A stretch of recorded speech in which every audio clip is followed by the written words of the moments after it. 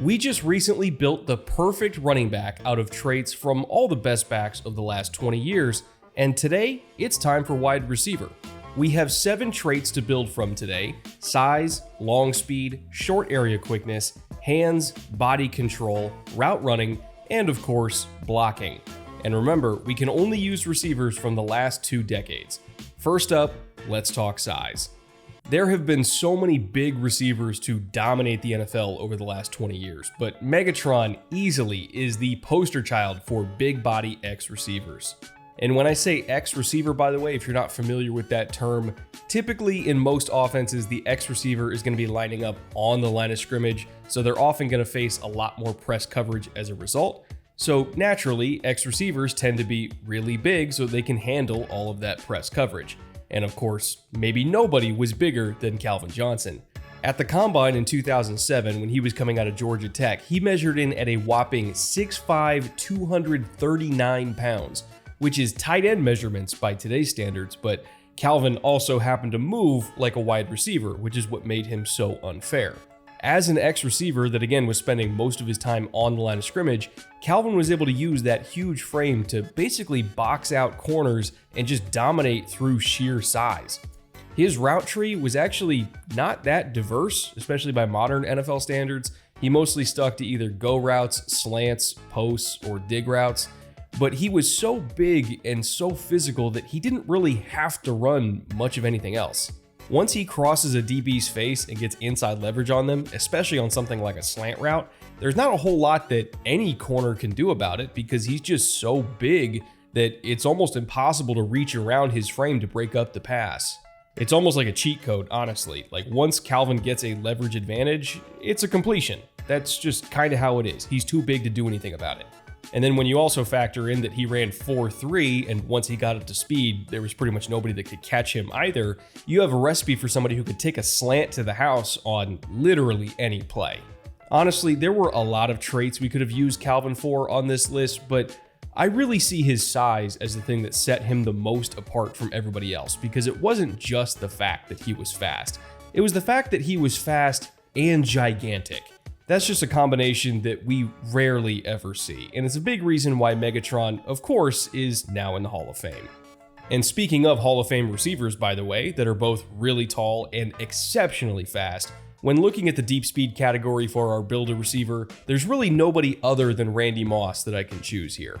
Moss is one of the only receivers that I have ever seen make cover 2 somehow be a risky coverage. And by that I mean the entire point of cover 2 is to get a half-field safety that puts a cap over the top of an X receiver and basically prevents them from getting down the sideline for a go ball or anything like that. Well, Randy was so fast that he could literally beat a safety to his landmark and still get deep down the sideline against a coverage that, I'm not even kidding, is designed to stop that one route. You are not supposed to make go balls work against cover 2, but when you have somebody like Randy, you can absolutely still throw that go ball. He is one of the only players in the history of the sport that could basically break the playbook just with his physical talent, and for that reason alone, we have to put him for this category.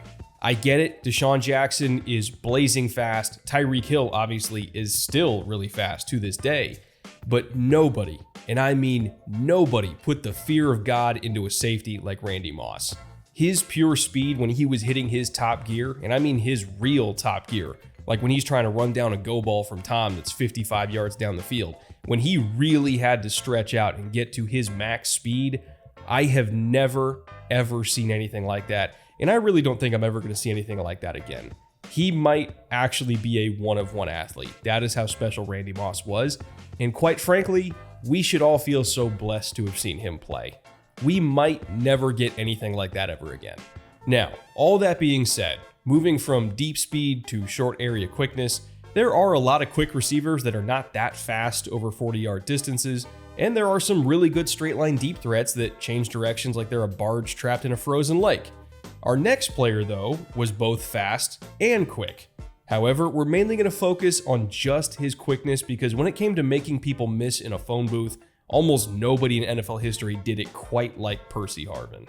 But man, if you do go back to those peak years and you watch him when he was at his best, there was nothing like him on the field. He made other grown professional athletes look like they were running in sand every week. That's how quick he was. Look no further than the 2012 season in Minnesota, which again, unfortunately, was cut short due to injury. But if you look at the first 6 weeks of that season when he was healthy, I'm not kidding, he was producing at an MVP-like pace. And keep in mind, that was the same year that Adrian Peterson was also at his apex, and Harvin was still arguably the best player on the team. Not only was he averaging 100 yards from scrimmage every single week between receiving and rushing production, but he was also going absolutely crazy on special teams as well. He had 12 opportunities for kick returns in those first 6 games and got 445 return yards out of them. That's 37 yards a return, plus a touchdown on top of that. If you weren't watching the NFL a decade ago, please, I encourage you to go back and watch Percy Harvin highlights, both in the NFL and in college, because he is one of the most rare athletes that we have ever seen. It didn't even matter if you were 6 inches from him, he could still make you grasp at air. That is how explosive and how quick, and also how instinctive he was with the ball in his hands. He was just a special, special football player. And my only wish, truly my only wish, is that we just got to see him longer. Percy, if you ever see this, wherever you are, I miss you, buddy. And we all hope you're doing well. Enjoy your retirement. Moving on from there, when it comes to hands and the ability to just outright catch the football, there are some really spectacular names to choose from over the last 20 years, including some that are still playing today, like DeAndre Hopkins and Odell Beckham Jr. But let's be honest, folks, I would probably be thrown in prison if I didn't nominate Larry Fitzgerald as the best hands catcher of the last 2 decades, if not maybe the best ever. Over Fitzgerald's storied 17-year career, he was targeted 2,335 times and caught 1,432 of those targets. Believe it or not, his number of drops over that same 17-year stretch was 29. That means that he was averaging less than 2 drops per year for 17 straight years. That in itself is an absolutely insane stat, but what makes it even crazier is that he actually had more career tackles at 41 than he had career drops.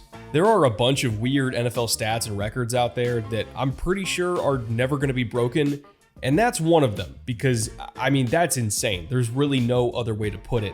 That is crazy. That is just nuts. I mean, a lot of top tier receivers these days will drop 9, 10, 11 passes per year.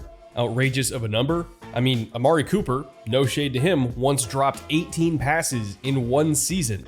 That's more than half the drops that Fitzgerald had in 17 years, folks. His hands were vice grips. I really don't know how else to put it. If it's 3rd and 7 and you absolutely needed those 7 yards, there was one guy on the field that you could throw to and be absolutely sure that he was going to come down with it, and that was Larry Fitzgerald. He didn't just have the best hands of his generation, he might have the best hands in NFL history. So picking anybody other than him for this category, quite frankly, would be wrong. Next up, let's talk body control, which is admittedly a similar skill set to hands, but I see body control more so as the ability to contort one's body to fight for position with the DB while the ball's in the air, or even more importantly, knowing how to get both feet down in bounds while dancing along the sideline. When considering that specific skill set, to me in the modern era, very few other receivers have even come close to prime AJ Green. You can't get 30 seconds into an AJ Green highlight from like the early to mid 2010s without seeing him pull off some absolute witchcraft on the sidelines. I have no idea how he was able to get his feet down in bounds, especially against the Ravens. Like, he would do just obnoxious stuff against Baltimore. I have no idea how he pulled some of these catches off. Like, his toes would be like 3 millimeters from the paint. He just had unreal sideline awareness. He had incredible timing when he would drag his toes. It's just pure instinct and honestly pure art. Like, AJ Green made football look like art. It wasn't a technical thing. Like, you can't really teach it. Either you have that awareness and body control or you don't, and AJ Green had it more than pretty much everybody else. You can't get 30 seconds into an AJ Green highlight tape from like the early to mid 2010s without seeing him pull off some absolute witchcraft on the sideline, especially against the Ravens. Like, I don't know what vendetta he had against Baltimore, but he would just do some filthy, like downright obnoxious stuff against them every single year. Like, he clearly had it out for John Harbaugh because, oh my God, some of the catches he would pull off against Baltimore, it was just disgusting. And I have no idea how he did it. His cleats would be like 3 millimeters from the sideline.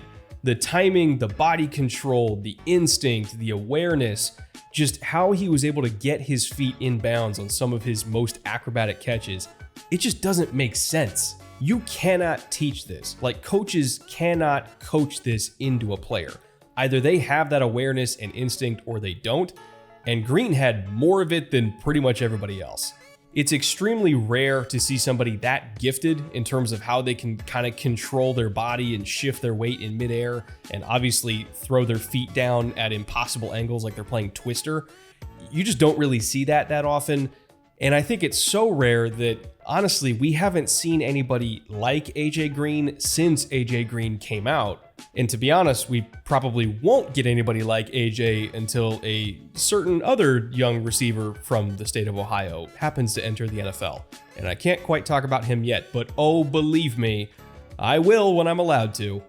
Just know that he's coming, and he's basically AJ Green 2.0. But the fact that we haven't had anybody like AJ since 2011 says a lot about how rare his body control is. Nobody else was as good as him on the sidelines, and it's taken 13, maybe 14 years for us to get somebody else who is comparable.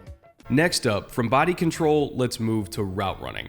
And again, this is a supremely loaded category with a lot of receivers to choose from, but in the end, I went with the one route runner who was so deadly that he was the only man to ever escape from Revis Island. Of course, talking about the legendary Stevie Johnson. If you look at how Keenan Allen runs his routes, or Devontae Adams, or Amari Cooper, or DeAndre Hopkins, or even the younger guys these days like Garrett Wilson, all of them can trace a lot of the elements of their playstyles directly back to Stevie Johnson.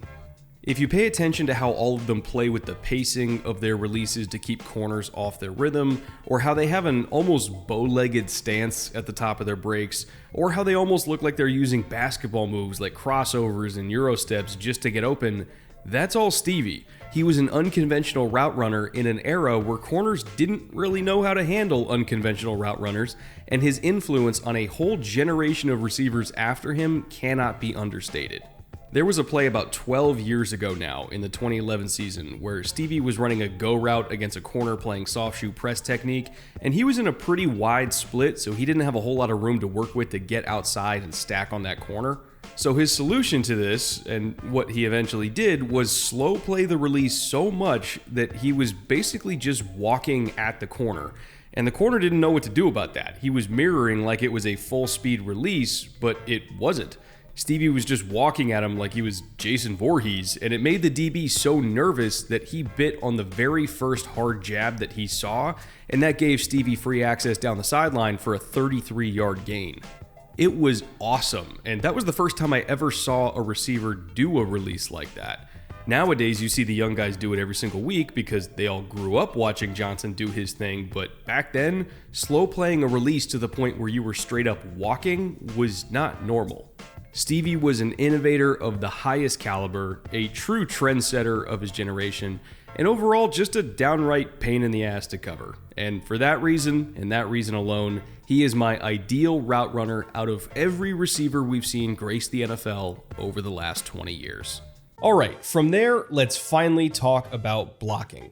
And we'll be honest, it's not an appreciated skill set in a wide receiver these days, or at least not as much as it should be. But if you look at every great running game in the NFL over the last several decades, not even just the last two, I'd bet that all of those great run games had a tone-setting wide receiver out there that had no qualms with declaring all-out war on every single DB. It's an essential part of any successful ground game, and perhaps nobody in the NFL was better at declaring those all-out wars on safeties and corners than Hines Ward. If you go back and watch those Steelers run games from that era, you'll see Ward take on pretty much every single assignment you can think of. If they wanted him to crack on a defensive end, he would crack a defensive end, and they were big back then. They were like 270, 280 pounds. He would do it, no questions asked. If you want him to pick off a 255-pound Mike on the second level, he'd do that too. And of course, if you wanted him to just bury a 195-pound DB that was lined up in front of him, I mean, that's pretty much his favorite Sunday activity. So he would do that and have a smile on his face. Simply put, Hines Ward played with the mentality that every single rushing yard the team got from one of his blocks that he sprung might as well have counted as receiving yards for him. So even though he was never the most productive pure receiver in the NFL, if we're just looking at total yardage production that he was responsible for, both as a receiver and as a blocker, he was one of the most productive offensive players in the NFL. We're talking about hundreds of extra rushing yards every single year for the Steelers that were only made possible because of Hines Ward kicking ass and taking names on the second level. He was not a normal wide receiver. He was a Pittsburgh wide receiver. And trust me, there is a difference. All right, that'll wrap it up for today. Again, just to recap really quickly, if we were to build a perfect receiver for the modern NFL, these are the traits we would use. Size, Calvin Johnson; long speed, Randy Moss; quickness, Percy Harvin; hands, Larry Fitzgerald; body control, AJ Green; route running, Stevie Johnson; and blocking, Hines Ward. Come back soon because we are finally going to get to the position in this series that you've all been waiting for, long snapper. No, I'm just kidding. We're doing quarterback next, I promise. I'll see you guys soon.